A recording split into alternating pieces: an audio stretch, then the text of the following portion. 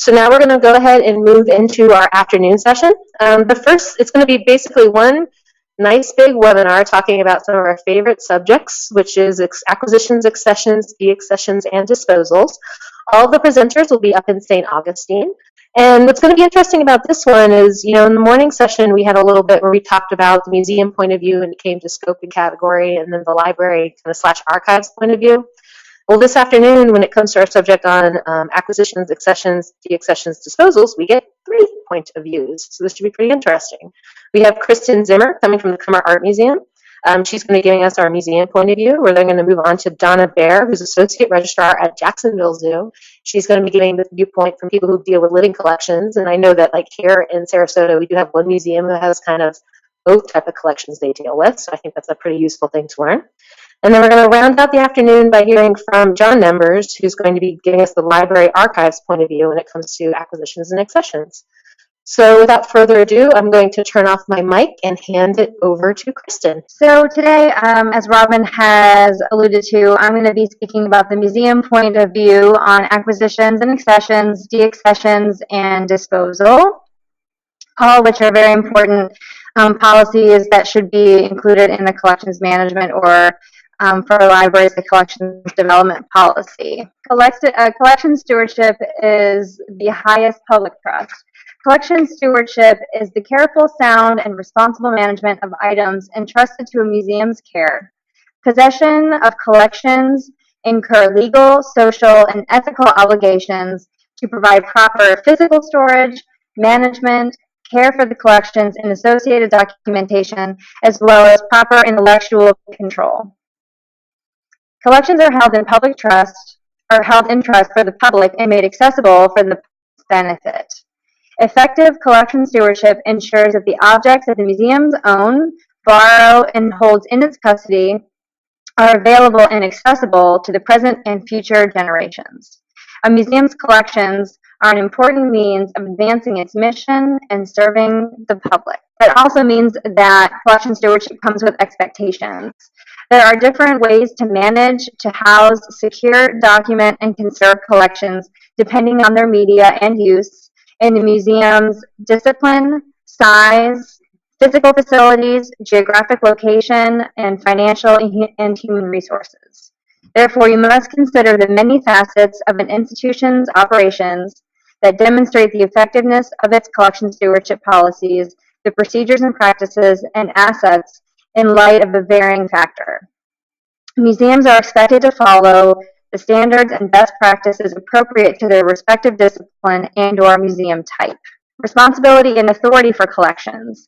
As the ultimate legal entity and governing body for a museum, the Board of Trustees is responsible for protecting the public trust as well as the museum's interests. The board must ensure that the highest professional standards in the management, maintenance, and conservation of collections entrusted to their care, especially through the physical protection, the record keeping, and financial resources.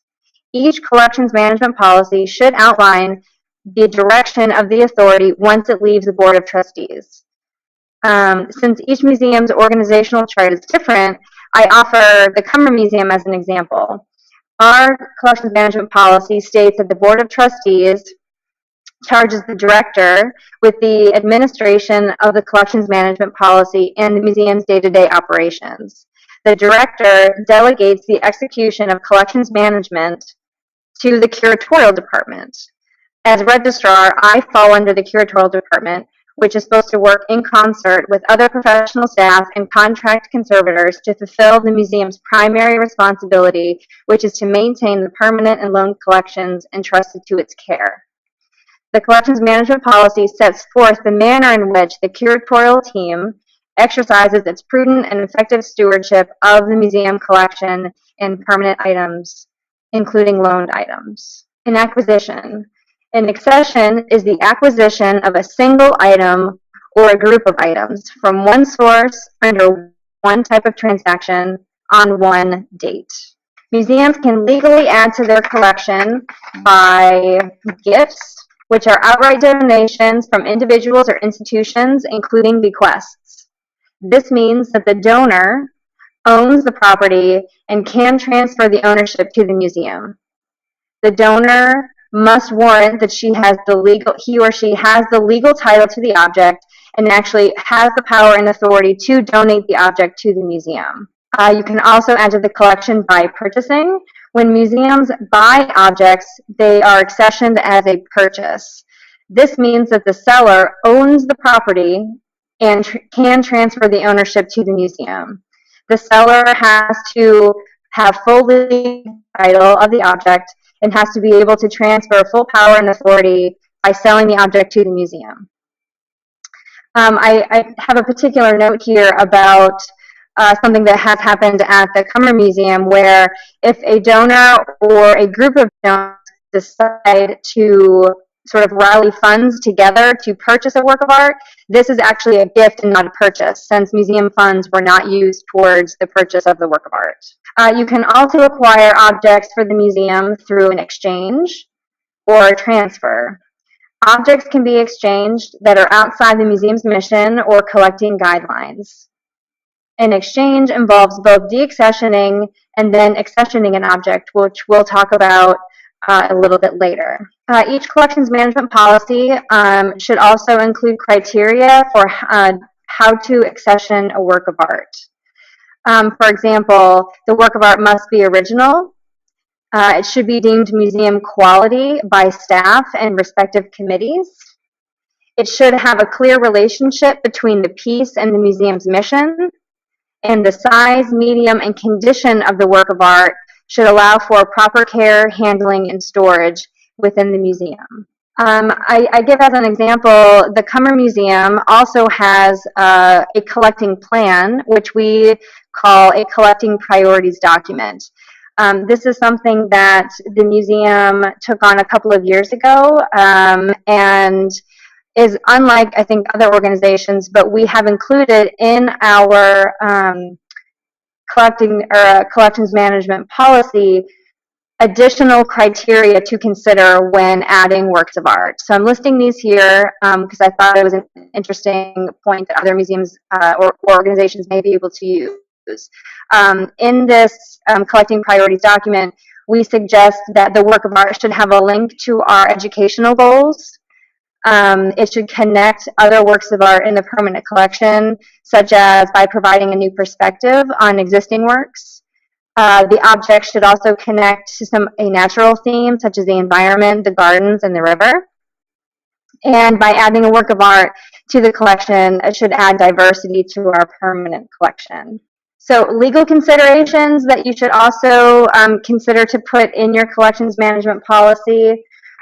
You should follow the local, state, national, and international laws. Now, I've just listed a few up here, which are in our plan, but depending on your organization, you can see those there.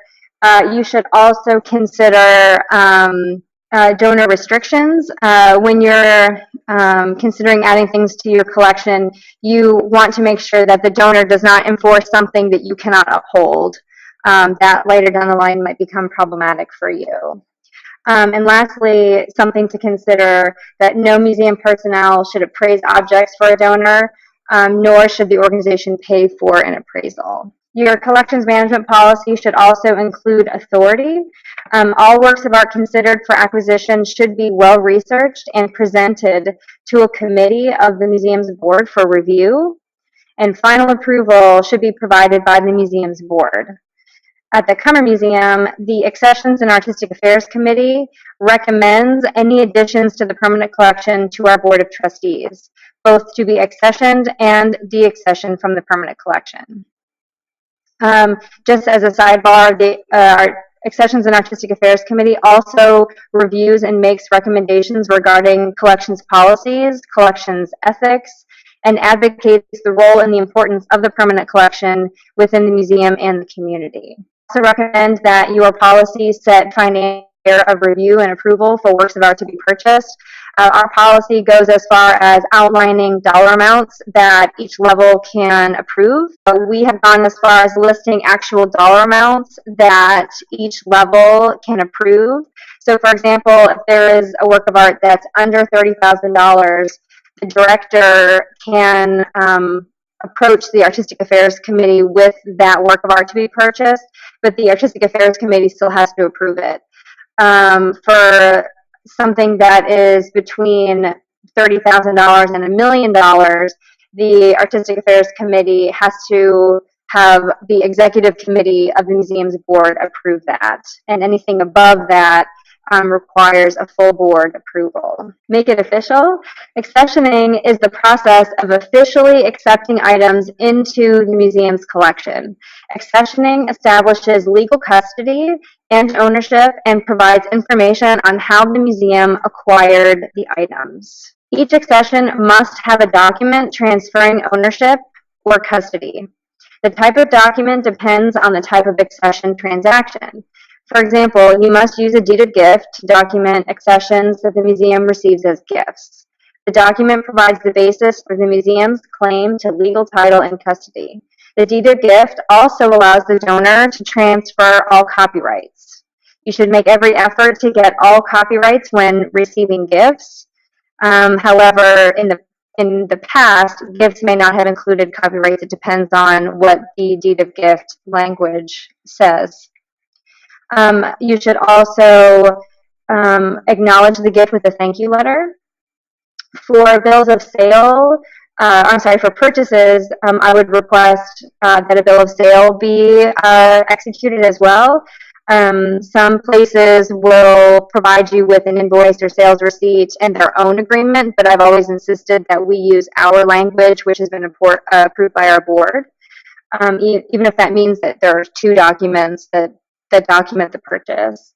And in the last few years, we have developed a confirmation of devise, which is a document that we use for bequests. It's a bit challenging, but it was a way that the museum would be able to track a bequest, especially if it was made many, many years before the actual bequest was made. It's a way for, the development department or other museum colleagues to stay in touch with families. And it also gives a way to not be surprised if something were to happen more spontaneously, but those are challenging.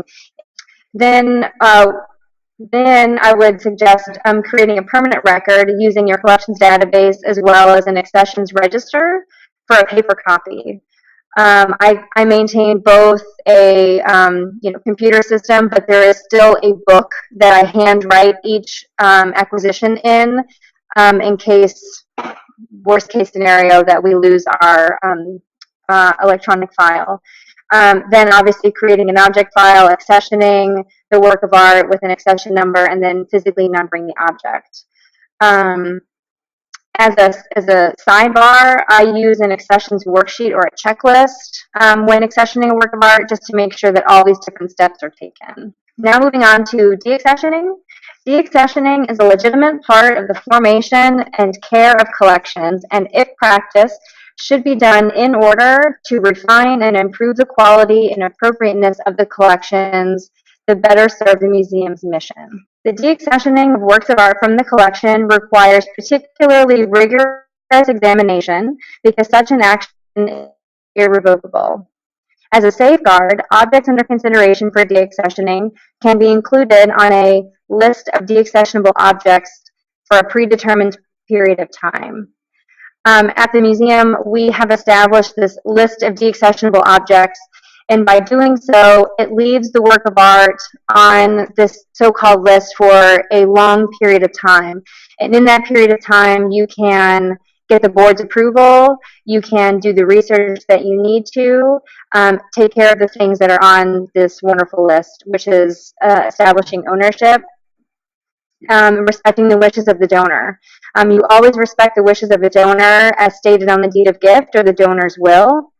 In cases where questions of ultimate disposal were never raised or discussed, if the permission of the donor, if the donor is living, that you will seek permission, and if the spouse or child of the donor would be living, that they would be consulted to let them know that you're considering deaccessioning their work from the collection. When a work by a living artist is deaccessioned, you must always consider notifying the living artist as well. Removal criteria, your collection management policy should very clearly outline what criteria you will approve when considering removing a work of art, such as the piece is not an original work of art, it's not museum quality, or it's poor quality, the size or the condition of the object is prohibiting the proper care. The object constitutes duplication within the collection. An opportunity may exist to acquire a more important item, which then you would use the exchange trade portion. The museum's possession of the work may not be consistent with applicable law, as we outlined earlier. The authenticity or attribution of a work of art is determined to be false or fraudulent, and the work could be sold as part of the museum's effort to refine and improve its collection. The process and authority for removing a work of art from the permanent collection, deaccessioning and disposal must comply with the applicable laws and the jurisdiction in which the museum is located. Once the list of objects that you would like to deaccession is created by the museum's curator or director, in this case, the registrar should have an input as well. This list should be pre-approved by the museum's governing body. So at the museum, if the curator would put together this list of deaccessionable objects, we would approach our board to review the list first and get their approval. As part of this process, the staff must undertake a thorough review of all the records to determine if the donor intent and the clear title and donor restrictions are valid. If an object falls within the scholarly field of a staff member, that person shall be consulted before the object is officially deaccessioned. The final authority for deaccessioning and disposal rests with the Board of Trustees or the governing body of your museum. Disposal is defined as the transfer of ownership by the museum after a work has been deaccessioned. In case of false or fraudulent works or works that have been irreparably damaged and cannot practically be restored, removal from the collection and disposition is determined by the museum and may include destruction of the work. Preferred methods of disposal are sale or transfer to or exchange with another public institution, sale through publicly advertised auction, sale or exchange to or through a reputable established dealer. Every reasonable effort should be taken to identify and evaluate the various advantages and yields available through different means of disposal.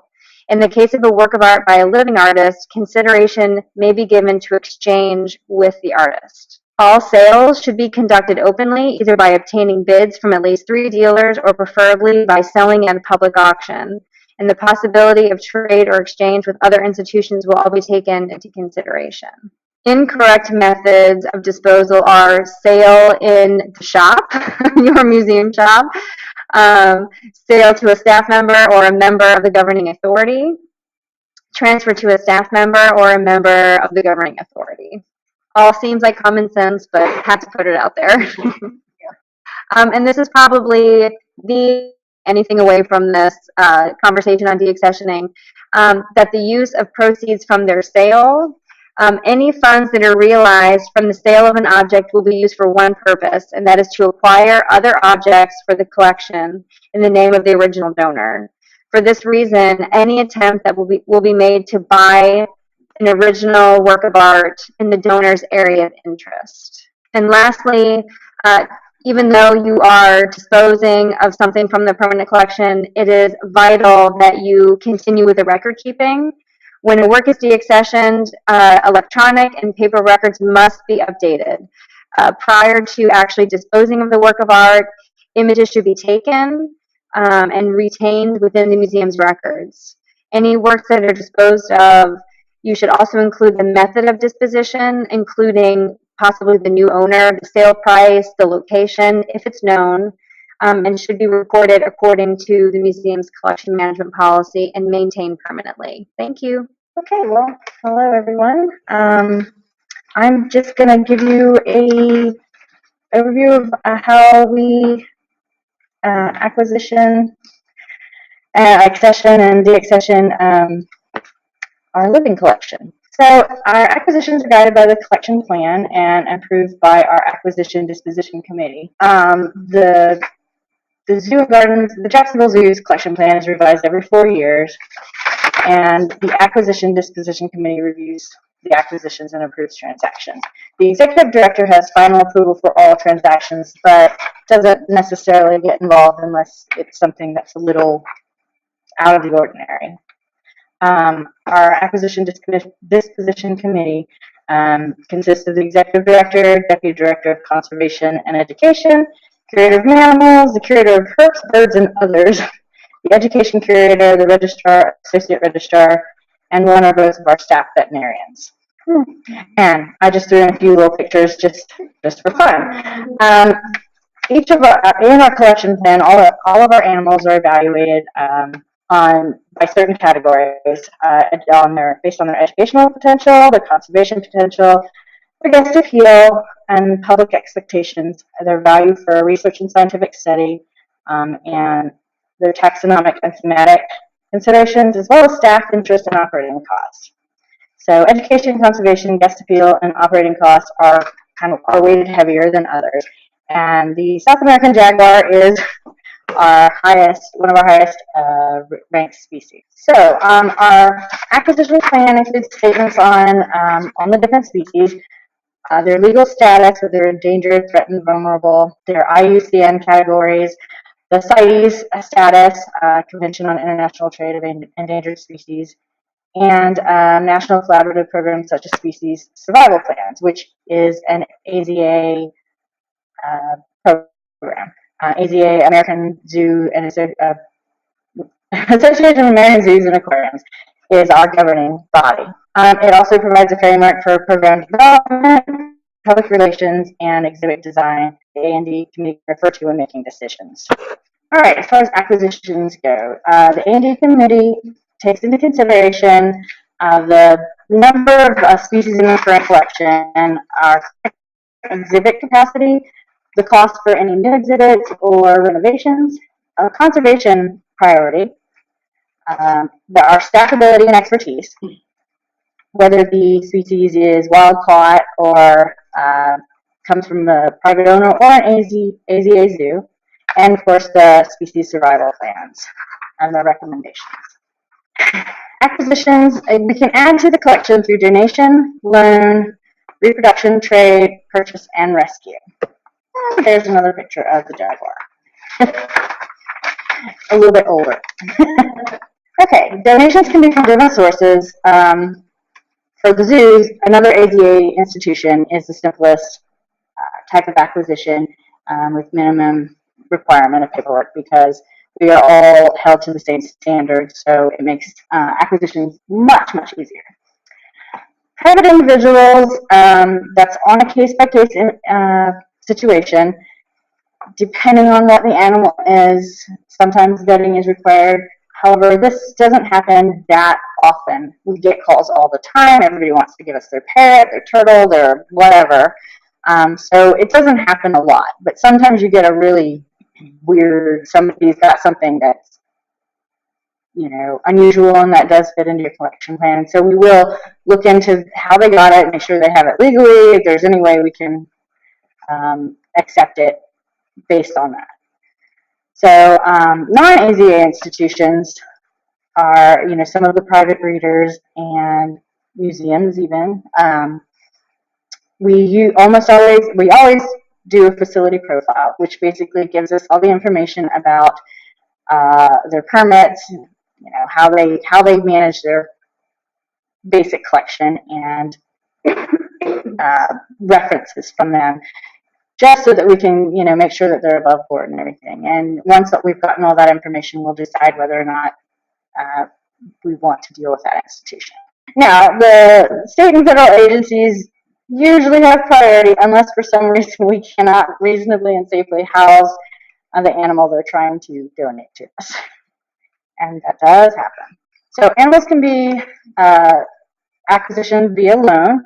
It can be loaned in two ways. Exhibit loan only. And basically, the documentation specifies the condition of the exhibit loan and also a breeding loan.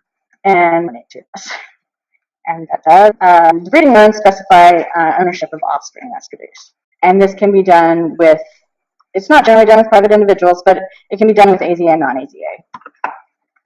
So, also reproduction. That's one of the things, well, you guys use that term, but not in the same way.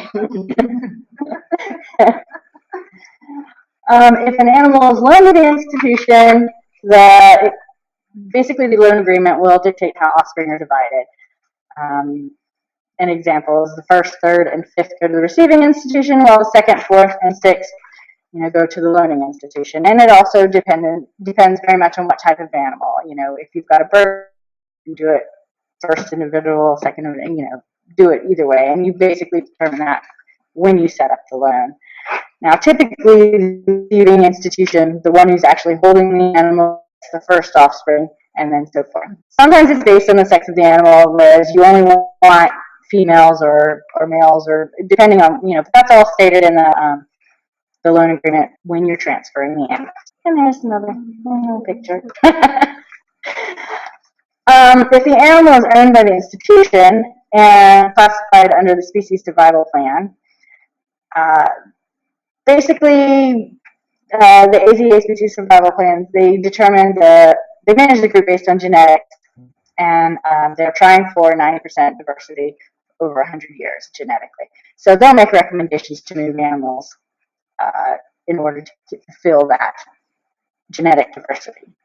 So depending on the level of SSP, and there are certain levels, there are 3 different levels currently right now, you're required to fulfill the green level, which is the highest level, and they're the most managed, and they have the most genetic diversity and the numbers, and very highly managed. So you try at the very best to fulfill all those recommendations. Now, sometimes obviously it can't happen. Sometimes the animal is too old to move or isn't doing well, and so you can talk to the coordinators and get that changed.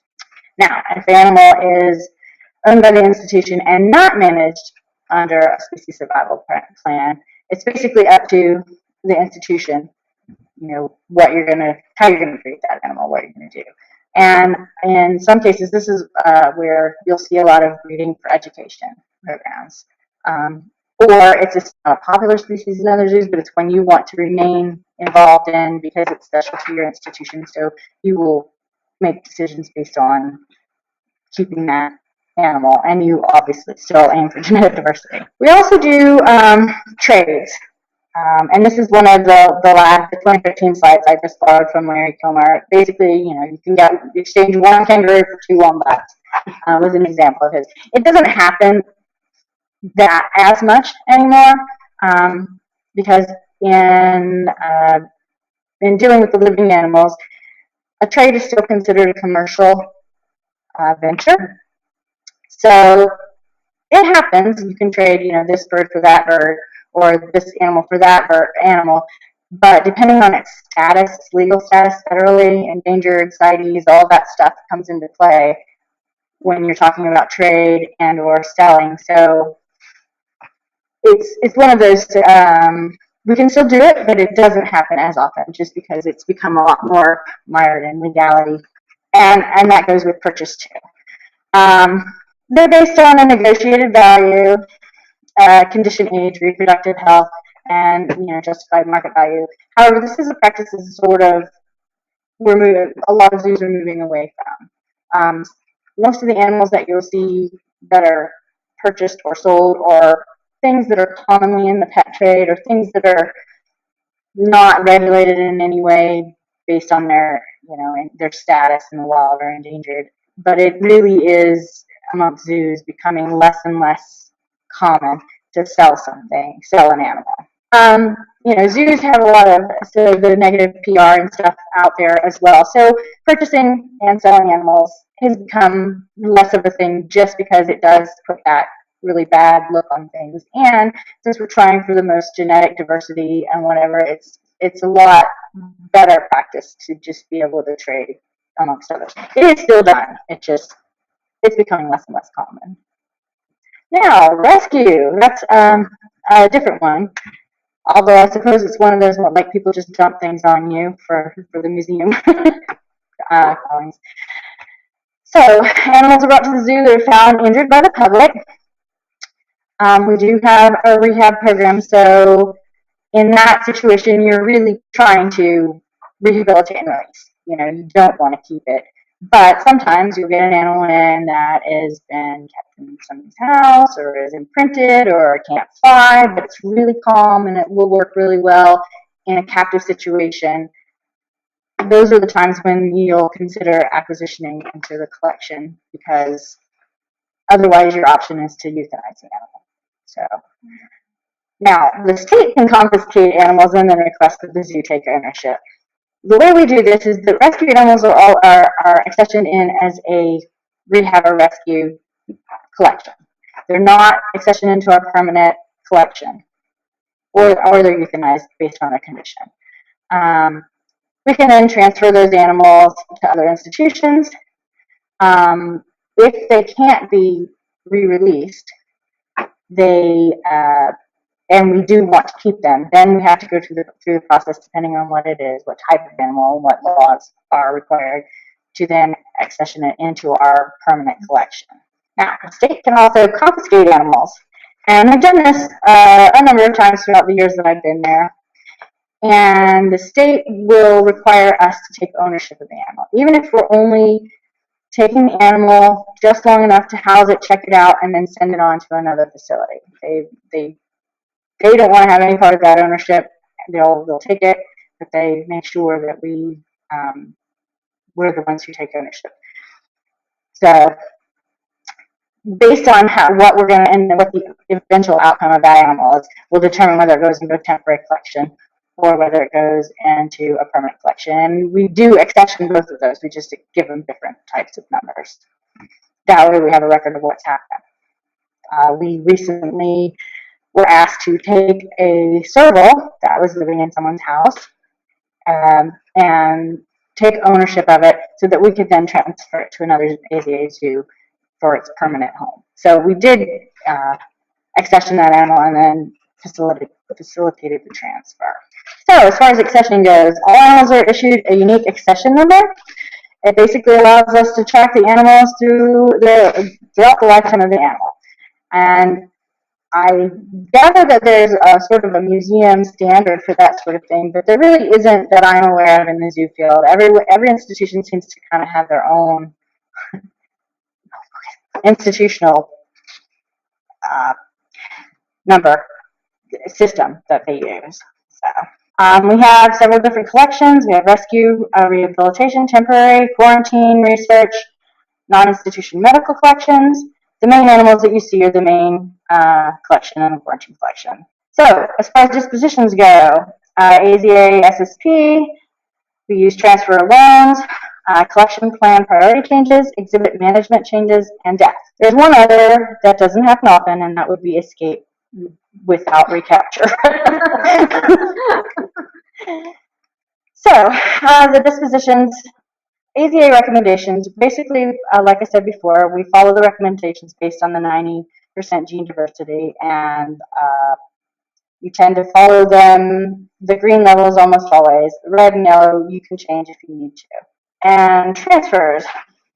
Sometimes we'll loan the animals out to another institution. We don't have the ability or the exhibit space, or it just doesn't quite fit into our plan to keep an animal, but we want to stay involved with that species because it's a high conservation priority or something. So we'll loan it to another facility and they'll be taking care of it, and we will still have our hands in the pot for that species. And if at some point in the future we want to get back into it, we can, and it makes it a little bit easier. Okay, death. An animal's on loan, the loaning institution is notified before any kind of medical intervention happens, unless it's an emergency and it needs to happen now, or the animal's just flat out.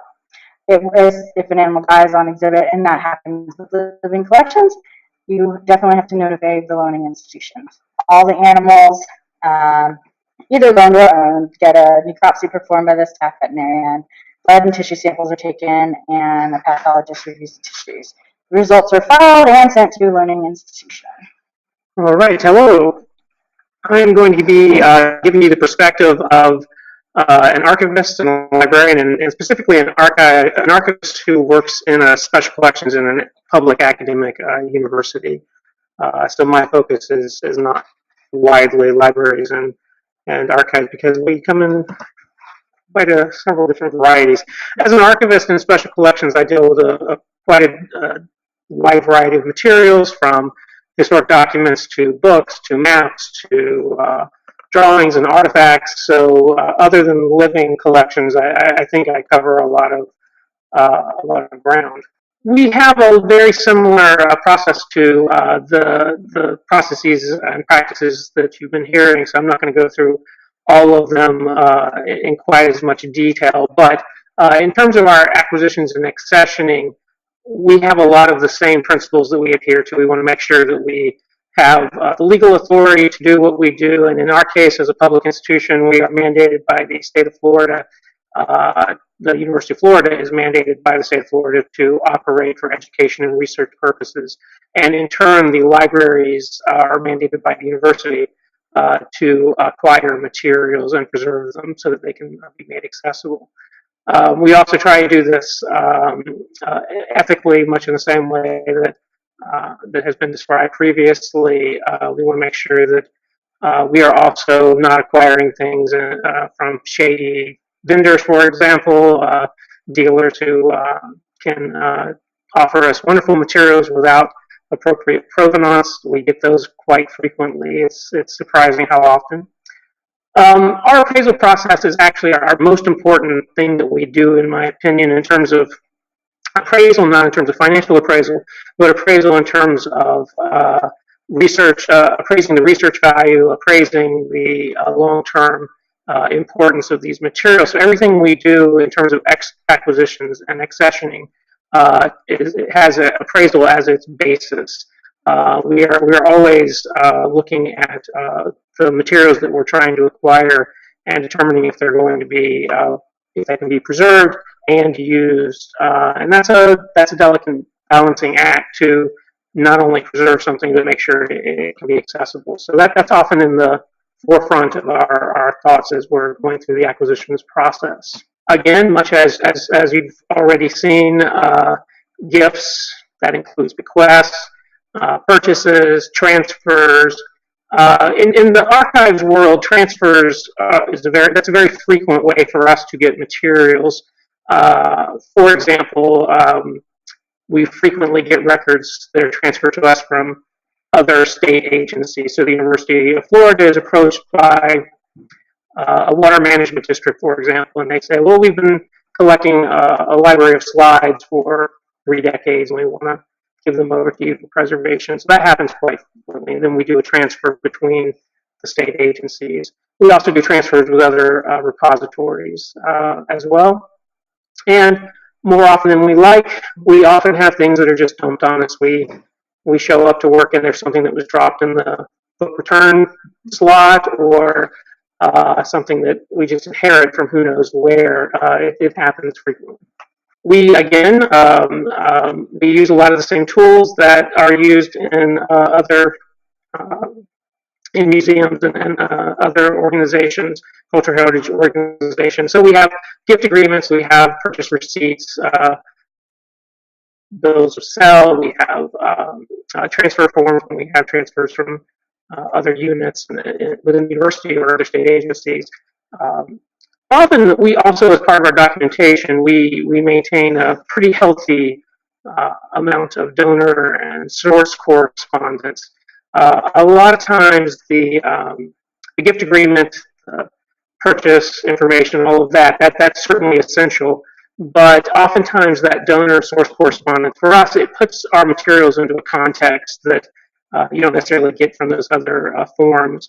So it's important. It's an important part of what we do when we're going through the acquisitions and accessioning process, to make sure that we are documenting also the intent of donors, the context in which the collection was formed, aggregated, or created, and often that's where you'll find that in your donor correspondence. We often as part of our acquisitions process, we'll have a preliminary inventory. So it could be as simple as a list of books, or it could be an inventory of someone's papers or the records of an organization, some kind of general description. And then, of course, as part of the accession process, we're establishing some kind of control over these materials. So we're creating an accession record, and we're frequently doing that with our library materials, the more booky type things, the published and the printed things. We're doing that with the library catalog.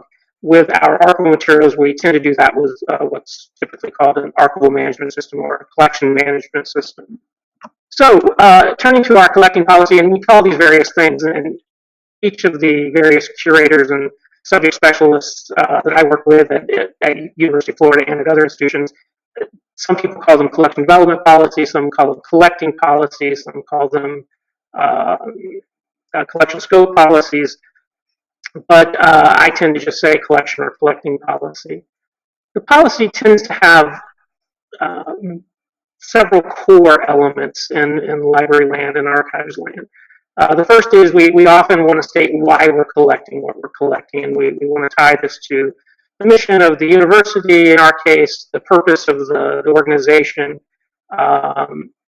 and we want to, of course, specify what we want to collect, and this is the real meat of our collecting policy. This is where we get to say, okay, we're collecting things on these subjects. We have these strengths, and we want to keep playing to these strengths or not.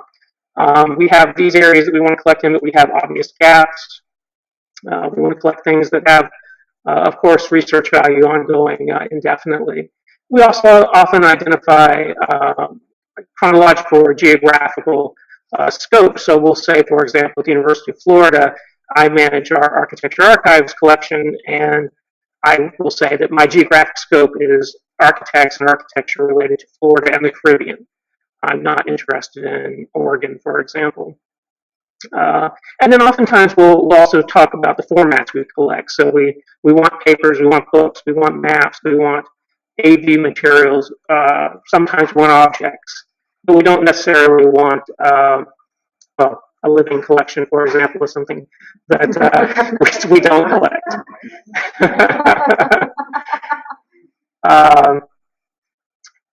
And then we also, in our collecting policy, we frequently talk about the process. So it's the why, what, how there. And the how is what is the process we go through in order to review this, the materials and the process for actually acquiring an accession. It's not detailed in most cases, but it's just enough so that if we present our collecting policy to a donor, for example, if we want to share it with a donor, then it explains to them this is the process we go through internally to acquire something. One of the things that I like to do in my policies, this isn't always done, but I certainly think it's very useful, is to assign collecting levels. So what we try and do is say, in this particular geographic in this particular subject or a scope or chronological scope, any kind of category within the collecting areas, I like to say I want to be minimal, selective, representative, or comprehensive. And I think they're self-explanatory, but I'll quickly give you some examples. In terms of minimal, I just want a handful of examples that covers a particular subject. I don't collect aggressively in any of the collections I manage menus from restaurants, for example, but yeah, there's some value there for some of our collections, and so I might minimally collect a few of those. Selective collecting level is one where I'm wanting to collect materials, but I'm wanting to be very selective about it. So more than a few, but not a lot. Representative, I want to have a representative sample of books or of archival materials, of maps, of a particular subject. That can be a lot. These terms are all a little fluid in how you define them. There's no number fixed to these, but you just want to be able to say that in this particular subject area, I have a representative collection. And then, of course, comprehensive is I want to get everything that I can get my hands on. So here's an example of that. I manage a Panama Canal collection at the University of Florida. And in our policy, this is the text from the policy, it says, well, we're very interested in the canal construction, anything to do with canal construction is important to us. The collection, it's well documented within our collection, and it supports a lot of activities. So our desired collecting level is to be comprehensive in documenting the American construction effort. And notice there's an important delimiter there, which is the American construction effort. And we haven't said it here explicitly, but what that says there is we're not as interested in the French construction effort that predated ours, or in any construction that's post the American era of the canal. Other elements that often occur in policies in libraries and archives are what not to collect, and frequently that's, for me, that's one of the most important parts of a policy, because it is very handy to be able to turn to a donor who wants to give me something that I don't want, and say, I'm sorry, our policy explicitly does not allow me to collect that. Also, we frequently, in our policies, we will talk about who the intended audience and users of the materials are. We often, when you're preserving special materials that are unique or rare, it's difficult sometimes to tell what the value of those materials are going to be 50 years, 100 years from now. Will anybody use this? So a lot of times we like to write our policies and tie our appraisal process to the intended user.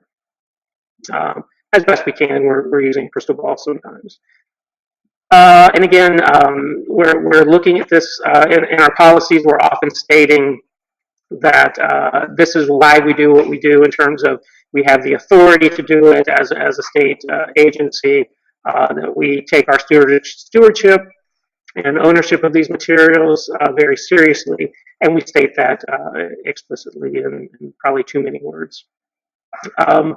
If we have collection committees or advisory boards, and that's not true for a lot of our collecting areas, but for those that do, we often will specify that the committee exists, here's what the membership of the committee is, and here's how the committee or the advisory board functions.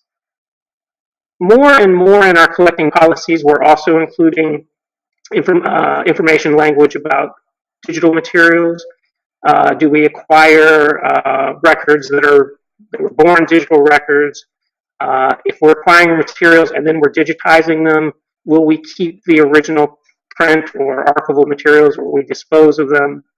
So we are, for example, the Panama Canal policy that I used as my example a few minutes ago has a few paragraphs on digitization and digital considerations. And then that leads me to deaccession and disposal, which is another one of my favorite parts of the policy, because it allows me to clearly explain to prospective donors. I should say, by the way, I'm focusing a lot on donors because in my work, most of our acquisitions are from donation. We do purchase materials, but it is by far, donors are by far the majority of our acquisition sources. So we try and be as transparent as possible with the donors, and we try to explain to the donor from the very beginning that we have a deaccession policy in place. It's a very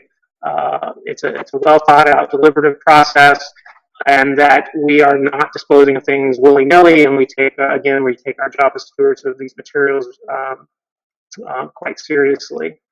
And so what we do is, in our policy, we often define what deaccessioning is. We will explain that that we use the policy as the basis for making deaccessioning decisions. One of the best examples I can give you is that if a curator in 1950 has a personal interest in menus, I used that example earlier, menus from restaurants, and starts collecting menus, and we end up with a large collection of menus from restaurants, it is quite possible that 50 years later, a curator may say, no one never uses this collection, and this collection, we have no need to, not only do we not want to collect this. And disposal options, again, this is very similar to what you've heard, but we often will reach out to donors or families of donors. We will look for other institutions to transfer materials to. We do sell things occasionally, although I will say we tend to stay away from that because archives and libraries have they get in the press sometimes for selling. For some reason, museums get away with it a little bit better than libraries do, even though we have basically the same policy that was mentioned earlier, which is if we sell something, we turn the funds around and we use it to purchase other collections. For some reason, some institutions, they get in the news for selling, so I think that's a common practice is to you only sell if none of your other options work in terms of disposal. We do discard things if we can't find another option for disposal. So here's some examples of gift agreements where we just state right in the gift agreement when we have a donor who donates a collection to us of books or archival materials. The first example here, the first bullet is from the University of Florida, and then I grabbed this other bullet from one that I found online. There's plenty of examples of gift agreements for libraries and archives available online. But these examples show that the gift agreement states right in it that the libraries has the right and the authority to dispose of materials at their discretion. And we explain that to the donor too. This isn't something where it's stuck in the boilerplate small print. Here's an example again from the Panama Canal Museum collection.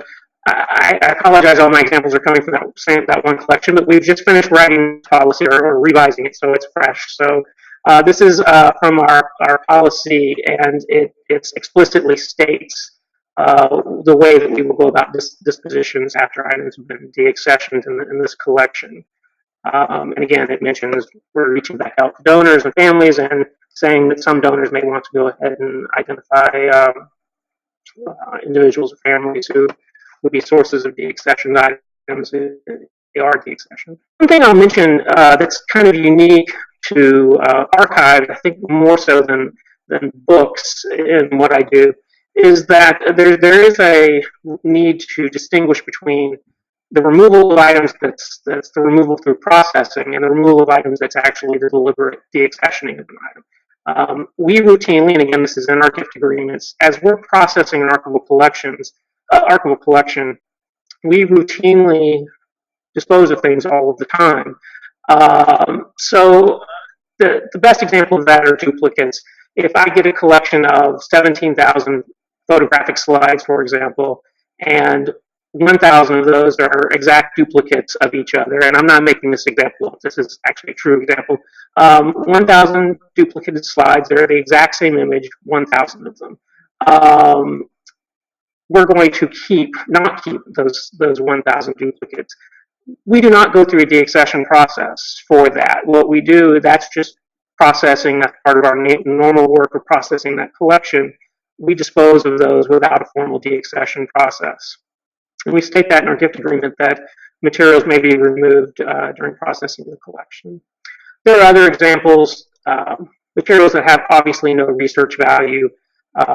If you get a archival collection, for example, and there's a folder filled with just blank letterhead, like 500 sheets of letterhead, you can dispose of that, and then we don't go through a formal deaccession process with that. I'll put a little note there saying that it's important to, I'm not saying that all duplicates are bad and you should just get rid of everything. Sometimes duplicates have another value, and so we don't dispose automatically of duplicates in our line of work. Sometimes we give books away to donors. We keep a copy for exhibit. We get papers can be held for exhibit as well from archival collections. And then, of course, we have sometimes fundraising activities like auctions where we can use duplicates. So again, something that's been mentioned by the other speakers, and I've mentioned it a few times, but we really go to great lengths to make sure that our process is as transparent as possible, and to establish trust from the beginning. I will say the University of Florida, in years past, this was not true, and oftentimes the deaccession, many years ago, I'm not trying to throw anybody under the bus here, but in decades past, I've heard from donors that this was not true at the University of Florida, that the deaccession process was hidden and not transparent. So we've gone to great lengths, our administration has, to make sure that we have a established and maintained trust relationship with our donors. Also, with the communities that we serve. So in my particular instance, because I'm in an academic institution, often what we do is we are reaching out to the faculty and students of the departments we serve. So we often get opinions, outside inside opinions, if that makes sense. We go outside the libraries to get an opinion on this position. So I don't know if this is true of the other speakers, but I will say I put this slide in here because this is something I deal with way more often than I would like. Our administrators make a lot of acquisition decisions for us on our behalf. That's not just within the libraries. That is, we get calls from our deans, provosts, VPs. Hey, I've collected something for you. Here it is. So our policies get circumvented all of the time, internally and externally of the libraries, and so we deal with it. We do try, and in some cases we go back to the donors and we explain, well, this was an atypical acquisition process that you went through, and let's have this discussion now, even though the materials have already been acquired. And so it is something that we've actually joked about having a second, top secret policy that would be how to deal with these situations with these resource allocators, administrators who are acquiring materials on our behalf. Some other final considerations. One, I just mentioned a few minutes ago the stakeholders, such as our teaching faculty that we deal with, but any stakeholders that have any in the collections and what we do on both sides of the process. So if I get a gift offer and I don't have enough information to make sense of it, if it's going to have long-term historical value, I will reach out not only to teaching and research faculty at the institution, but I'll call colleagues at other institutions and get information about the subject or the formats of the materials that are being offered. And likewise, when I'm thinking of deaccessioning, I'm reaching out to the community of people who might have a perspective or an interest, stake in the materials. This is just my plug. I put this in almost every presentation I did. It's so easy to just keep everything in the sense that it's an easier decision to make. If you're unsure, I'll just keep it. It might have value someday. I will say that one of the things that is quite different between libraries and archives versus museums and other types of institutions is that we're dealing in a much larger aggregate most of the time. That if I'm dealing with an archival collection, for example, I'm dealing with thousands or millions of individual items, and I can't afford to keep everything, or I wouldn't have space to put everything. So I'm a firm believer in using the appraisal process up front to not keep everything, and then also to use the accession and disposal process to not keep everything. And then one of the things that really helps with that is, again, reaching out and getting opinions on those materials. If I'm not sure, I ask somebody who might be sure. Thank you. Thank you so much to all three of our speakers. That was a lot of information, but I really liked seeing how we could kind of compare and contrast between all of our different policies, and how I know I could take some things from the library world and the archives world, and I would like to say that we have escaped documents or artifacts in the world I live in, but I know that's not going to happen. But still, some of the concepts that Donna discussed in the zoo could still be applicable to us, and it's really nice to kind of hear it. I'm going to go ahead and check in real quick with all of our locations to see if anyone has any questions. So I'm going to start with the folks down in Miami. If you guys could hop on the mic and let me know if you have any questions for any of our speakers. For you, how long are the mothers kept with the babies in terms of loans? Just curious. That's a good question. Donna, would you mind answering that? Or they're separated out to their respective owners for collections. Okay. Well, honestly, oh wait. Okay, I'm muted. I was reading the numbers. They're kept with their mothers as long as possible. I mean, we generally, when you send an animal on loan to another institution or they send it to you, the expectation is that you will be able to hold that offspring for an indefinite period of time, because it's going to be a while before it's necessarily going to be reproductive and can be put into the the population. And in some cases, some animals are, colony or group animals, so it's better for them to stay with the group. So just because another institution owns it doesn't mean it's going to leave. Does that help? Yes, thank you so much. Do we have any more questions from our Miami location? That's it, thank you. Okay, then I'm going to check in with our St. Augustine folks to see if they have any questions they'd like to say out to the group in general. Robin, I have